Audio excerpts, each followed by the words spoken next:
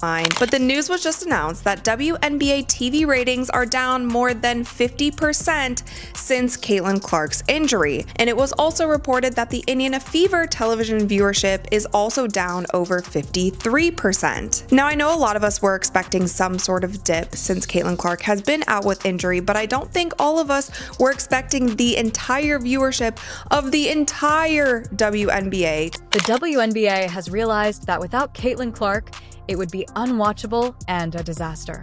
At 2 a.m., playoff ratings drop quicker than a phone's 1% battery. The league is struggling to maintain fan interest. Did spectators disappear or go to pickleball highlights? Stay tuned, as the playoffs are more exciting than a reality TV reunion. Is there any chance that the WNBA, that Kathy Engelbert saw some of the ratings that I'm about to show you now and said, hey, Indiana Fever, can you do us a favor? Can you do us a solid? Can you just tease a Caitlin Clark return, kind of boost these up a little bit? Can you just dangle a Caitlin Clark return in front of the fans' faces, try to boost these ratings up a little bit? There was one matchup that this league can consistently rely on to produce massive viewership numbers. The WNBA hoped that this season would be a turning point for the league, demonstrating its ability to compete with the big boys. The league appears to have taken a bad fall and then acted as if it was intentional.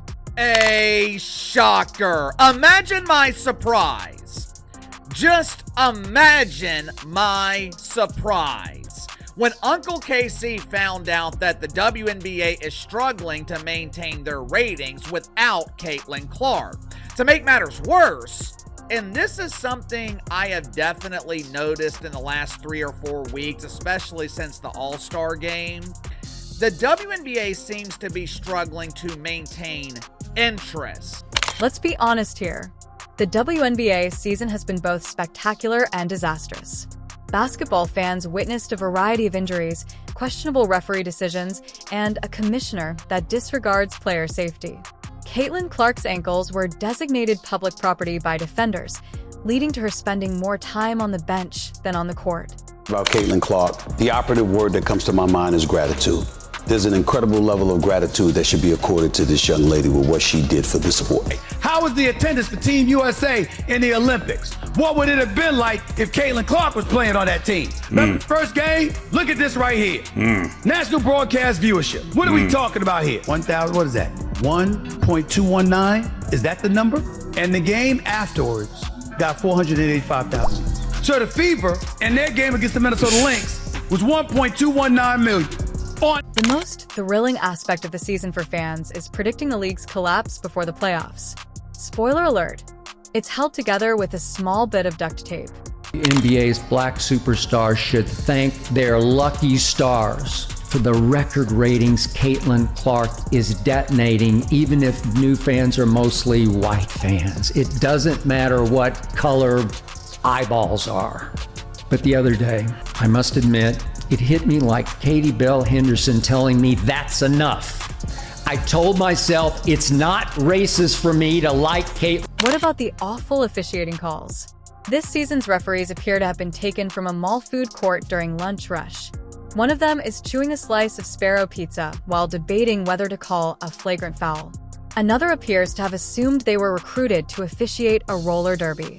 The consistency falls halfway between Magic 8 Ball and Fortune Cookie. A single game does not mean anything. In the following game, if someone sneezes too aggressively, they will be expelled. This year, referees would have a player stat line of turnovers and 0 negative calls per possession. The WNBA has a problem, and that problem is Caitlin Clark not playing in WNBA games. Now, what all does this affect? The ratings are plummeting. Guys, there's ratings for a couple of these games that are eye-popping. This year's WNBA appears to be more like an orthopedic surgeon's Christmas wish list than a basketball league due to numerous injuries. Caitlin Clark spent more time recuperating than playing. Defenders often treat her as if she owed them money. Every drive to the basket like a new edition of How Hard Can We Smash Caitlin Before the Ref Notices? And the answer is more difficult than you think. Clark is not the only victim of the basketball apocalypse. The commissioner's office sighed with relief. Okay, good. One less star player. We need to appropriately market. If Sophie wasn't enough, Angel re-added. You know what? I'm out. In the WNBA, the player's mid-season departure is seen as a reflection of the league rather than a surprise. If the league's commissioner is ineffective, the refs are inept, and players are dropping like flies, it's understandable for someone to leave. Reese may have decided to spend her time on Instagram rather than risk being tackled during another game, as if she were auditioning for the NFL. Not a trend that the WNBA is excited about. That's a trend that Kathy Engelbert would say, hey, Fever, hey, Lynn Dunn, hey, Kelly, hey, Amber, can you guys start dangling that Caitlin Clark return like you used to do? You know, before Caitlin Clark gave a statement and you guys were hands off? Can you guys, just string them along a little bit more? We want to get these ratings back up. We want to get these numbers. We need these figures back. Here is the thing. None of this occurs in a vacuum. For years, the WNBA has requested that it be taken seriously and given more attention than it now receives. However, the league is not helping the situation. The commissioner is resistant to player protection, as if the thought of enforcing regulations and protecting stars is too radical. People tuned in to check if the hype was real. The days before Clark's accident were beautiful. ESPN suddenly appeared to care. Highlights aired on SportsCenter, and Twitter users pretended to understand pick and roll. Despite Angel Reese's desire to finish the season, the show's ratings plummeted after her departure. The WNBA's marketing strategy focuses on one player, yet their refereeing strategy results in punches to the face. Some supporters may claim that this is just a bad period, and that injuries and foul calls are part of the game. However, this is more than just bad luck. This is awful leadership. The commissioner has taken a passive approach, similar to a substitute teacher who has lost control of the classroom. Instead of addressing issues, the league continued to ignore them. Star players are dropping out. Hey, that's fine. Referees make games unwatchable. Don't worry, supporters will stick around. Spoiler, they didn't. At Indiana, against the Chicago Sky, right after that game, they opened an investigation once again into the fans, where they found nothing, but the damage had already been done at that point. If some of these things happen just one time here and there, or there's one certain media personality who's just always saying these kind of things, then whatever. I feel like fans as a whole can be like, okay, whatever, this person is just a hater. But this is something that has happened over and over and over again, and over time, it starts chipping away at how much you're going to actually care and want to support an organization if they continue to do things like players who remain healthy must compete in sports that resemble rugby and professional wrestling, rather than traditional basketball. Sometimes it's difficult to distinguish between a playoff game and WWE SummerSlam. Expect someone to grab a steel chair at any moment. Meanwhile, the commissioner continues to conduct interviews to discuss the league's growth and enthusiasm. Wearing high heels has increased my height. Calling this season growth is like referring to a house fire with a new lighting design. It is a delusion. Despite the crumbling system, these ladies continue to give everything. Representatives who whistle like they're at a birthday party for children do not deserve their position. Leadership should prioritize their health, not consider it as an afterthought. They do not deserve a league that only promotes them when it is convenient and abandons them when things become difficult. The WNBA season has ended with low viewership, wounded stars, and supporters questioning the league's long-term viability. Congratulations on your expected growth season. The situation spiraled out of control. Caitlin Clark thing, man. I mean, it's embarrassing.